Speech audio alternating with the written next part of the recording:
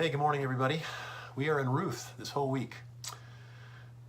It goes without saying that those of us who live here on the ridge, including Concow, Bangor, Yankee Hill, and other mountain communities, have been through Hades and back. Tragedy often comes knocking on the door of our lives when we least expect it. The campfire was not expected.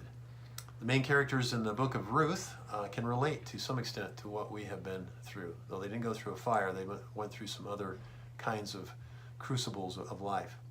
The book of Ruth is really an extension of the book of Judges. Times have been very tough in the land of Israel. There is a famine in the land, as you're going to read about. People are starving. Thousands have left the promised land to find greener pastures, so to speak, or a place to find food. Most of us know what it's like to be displaced, and these Israelites are being displaced. Elimelech and Naomi and their two sons would survive until the famine was over. At least that was their hope, because they moved to the land of Moab.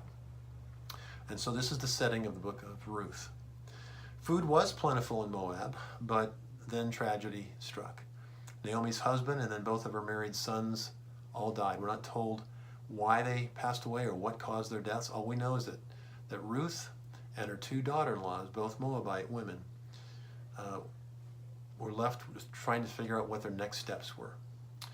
Well, Naomi learns that the famine is over in Israel, and her next step is to go back to her home country, but she does not expect her daughter-in-laws to do the same. And so she encourages both Orpah and Ruth to just go home, go back to their families.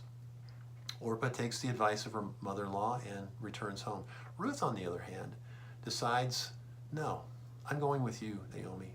I love you, I care about you, and I've committed myself to the God that you Israelites worship.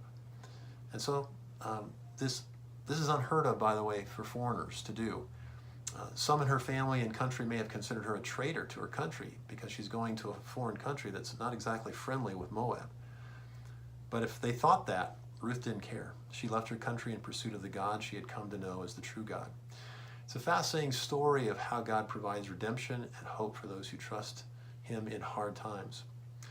Perhaps one of the ahas in this first chapter of Ruth is how hope not only comes in trusting the God of Israel, hope also comes in the form of being together. Ruth and Naomi faced insurmountable difficulties together, as we're going to see in the rest of this book. Being together makes a huge difference. And tomorrow you're going to be challenged with why it's important to do life together in small groups. And Pastor Tim will share that tomorrow. Hey, thanks for listening. Have a great day.